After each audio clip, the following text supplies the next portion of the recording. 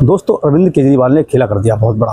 अभी उन्होंने press conference करने के बाद उन्होंने सीधा सीधा जो जस्टिस हाई कोर्ट की हैं उन पर सीधा सीधा आरोप लगा दिया कि आरएसएस की मीटिंग होती थी वहाँ जाती थी, एबीवी की मीटिंग होती थी वहाँ पर जाती थी। अब उन्होंने इस केस से सुनवाई के लिए उन्होंने साफ साफ मना कर दिया, ना तो हम जाएंगे, ना ही हमारा कोई वकील जाएगा, ना ही हम इस केस को लड़ेंगे। आप जो चाहें वो कर सकते हैं, चाहे आप कोई भी सज़ा हो उसके लिए, लेकिन उनके पास से दरवाज़ा खुला हुआ है सुप्रीम कोर्ट का, उनका पूरा हक है वहाँ जाने के लिए। लेकिन इसके पीछे कहानी क्या है पूरी आपको बताते हैं।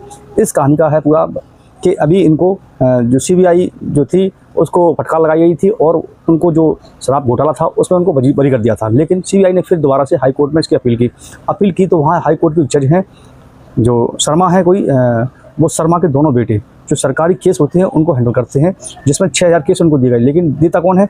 तुषार मेहता जो होते हैं वो जितने भी सरकारी केस होते हैं वो उनको दिया जाता है। और तुषार मेहता बताया जाता है कि वो आरएसएस यानी भाजपा के व्यक्ति हैं, सरकार के जितने केस होते हैं उन्हीं के अंडर में आते हैं। तो उनको पूरा विश्वास है कि हमें यहाँ से न्याय नहीं मिलेगा। इस वजह से अरविंद केजरीवाल ने इसके लिए साफ तौर से मना कर दिया। लेकिन इसके कई बार इन्होंने वकील नहीं किया था, खुद ही इनका केस लड़ते हुए वीडियो दिखाया जा रहा था, मैंने भी देखा था उस वीडियो को।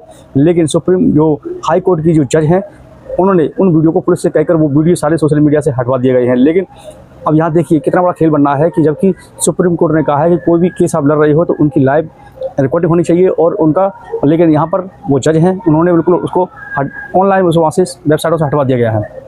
अब उनको ये लगने लगा, जो सूर्यकांता जज हैं शर्मा, उनको ये लगने लगा कि यहाँ पर जजों की बेइज्जती हो रही है, न्यायालय की बेइज्जती हो रही है। लेकिन अभी तक किसी की हिम्मत नहीं थी बोलने के लिए।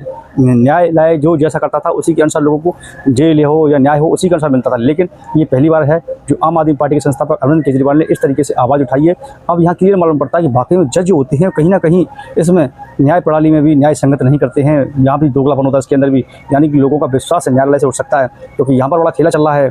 क्योंकि अब देखिए यहाँ पर कैसे उन्होंने कहानी खुली दिखाई कि ये आरएसएस की पार्टियों में कई बार मीटिंग में जाती हैं, वहाँ पहले कुछ थी, उसके बाद इनको और पद मिला, 1 साल बाद फिर आई तो उसके बाद और इनका प्रमोशन कर दिया गया।